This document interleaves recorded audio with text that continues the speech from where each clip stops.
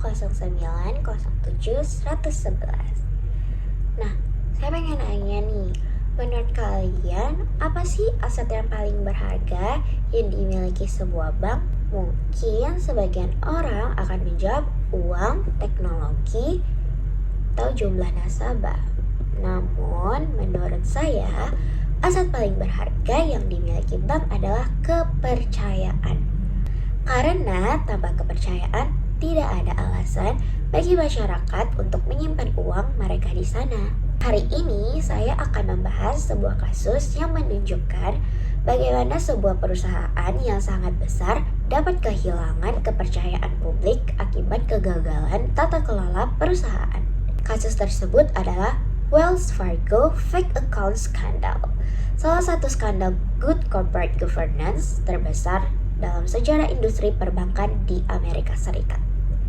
Yang membuat kasus ini menarik karena penyebab utamanya bukan krisis ekonomi, bukan serangan siber, dan bukan pula kegagalan teknologi. Kasus ini terjadi karena budaya organisasi, sistem insentif, dan pengawasan perusahaan yang gagal menjalankan fungsinya dengan baik. Sebelum membahas skandalnya, kita perlu memahami terlebih dahulu latar belakang perusahaan ini. Nah, Wells Fargo merupakan perusahaan yang bergerak di sektor perbankan dan jasa keuangan. Perusahaan ini didirikan pada tahun 1852 dan berkembang menjadi salah satu bank terbesar di Amerika Serikat. Sebelum skandal ini terungkap, Wells Fargo memiliki reputasi yang sangat baik. Perusahaan dikenal sebagai bank yang stabil, memiliki kinerja keuangan yang kuat, serta dipercaya oleh jutaan nasabah dan investor. Bahkan katanya sih banyak analis menganggap Wells Fargo sebagai salah satu institusi keuangan paling sukses loh di Amerika Serikat. Karena reputasi tersebutlah banyak pihak yang tidak menyangka bahwa di balik citra positif perusahaan ternyata terdapat masalah besar yang telah berlangsung selama bertahun-tahun. Dalam kasus ini terdapat beberapa aktor yang terlibat. Pertama adalah karyawan tingkat cabang yang secara langsung membuka rekening dan produk keuangan tanpa persetujuan nasabah. Kedua adalah manajemen menengah yang bertugas mengawasi pencapaian target penjualan.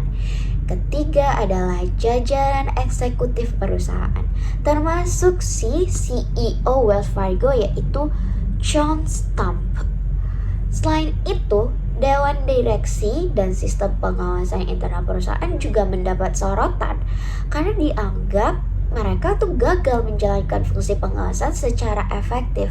Nah, di luar perusahaan terdapat regulator Amerika Serikat seperti Consumer Financial Protection Bureau atau CFPB, Office of the Comptroller of the Currency, serta otoritas kota Los Angeles yang berperan dalam mengungkap kasus ini. Lalu, bagaimana semua ini bermula? Awalnya, Wells Fargo menerapkan strategi bisnis yang disebut cross-selling. Strategi ini bertujuan agar setiap nasabah menggunakan lebih banyak produk keuangan yang ditawarkan perusahaan. Secara teori sih, strategi ini sebenarnya tidak salah. Masalahnya itu mulai muncul ketika perusahaan menetapkan target penjualan yang sangat agresif. Wells Fargo bahkan memiliki slogan internal yang terkenal yaitu "Eight is great". Artinya, setiap nasabah diharapkan memiliki sekitar 8 produk keuangan dari Wells Fargo tersebut.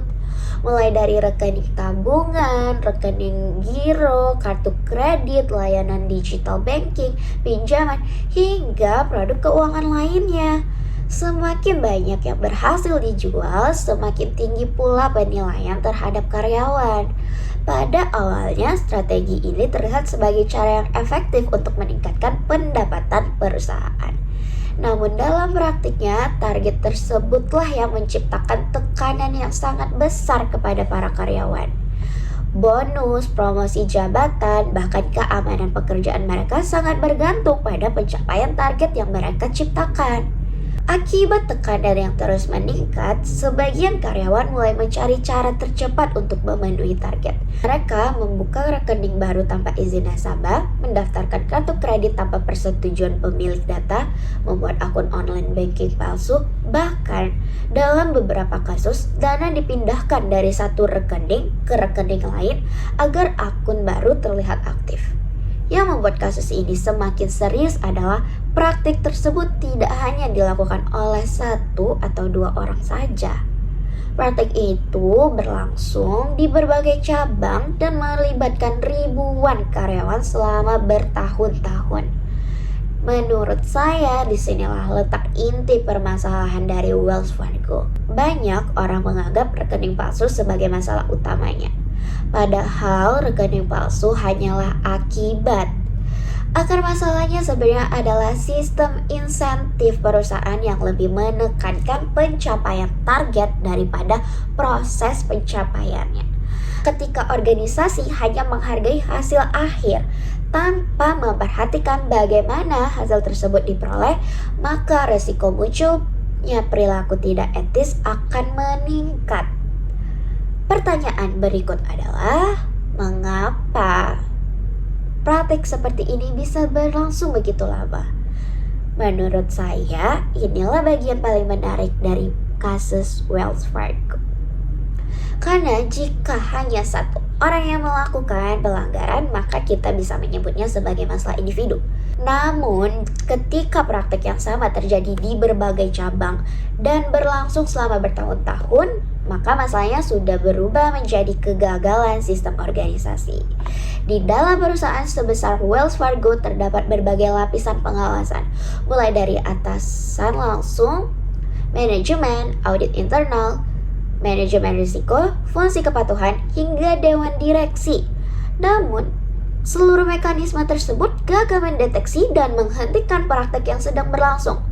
Bahkan beberapa karyawan sebenarnya telah melaporkan tekanan kerja yang berlebihan dan praktik tidak etis yang terjadi di lapangan. Namun laporan tersebut tidak memperoleh respon yang memadai. Hal ini menunjukkan bahwa mekanisme whistleblowing dan sistem pengawasan internal perusahaan tidak berjalan secara efektif. Lalu, bagaimana sih kasus ini bisa terungkap?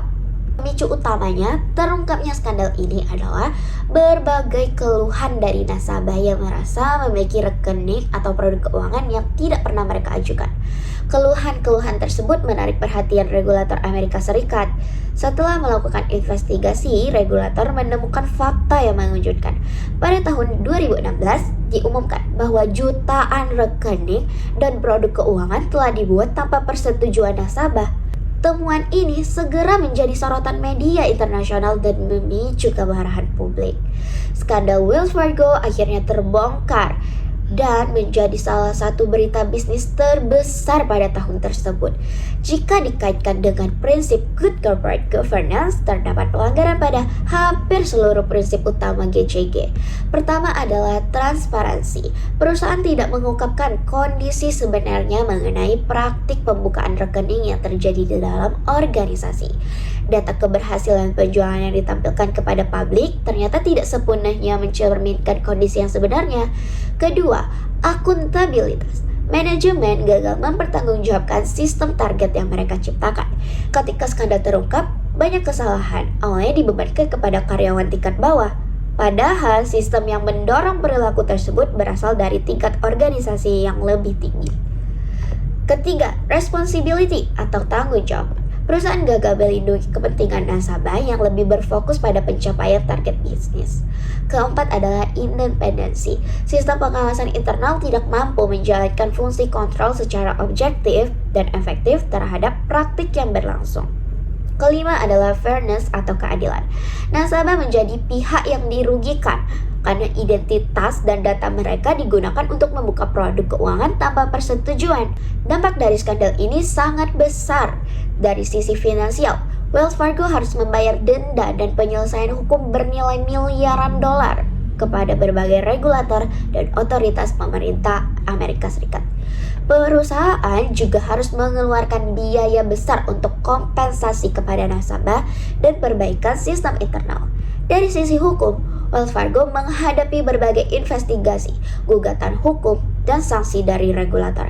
CEO John Stamp akhirnya mengundurkan diri dari jabatannya akibat tekanan publik yang sangat besar.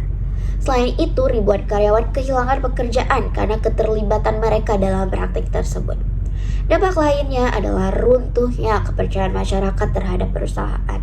Investor mulai mempertanyakan kualitas tata kelola Wells Fargo. Nasabah merasa dikhianati. Reputasi yang dibangun selama puluhan tahun mengalami kerusakan yang sangat signifikan. Menurut saya sih, kerugian terbesar dalam kasus ini bukanlah denda ataupun biaya hukum. Kerugian terbesar adalah hilangnya kepercayaan. Karena dalam industri perbankan, kepercayaan merupakan aset yang jauh lebih berharga daripada uang. Sebagai penutup, saya berpendapat bahwa kasus Wells Fargo bukan sekedar kasus fraud atau rekening palsu.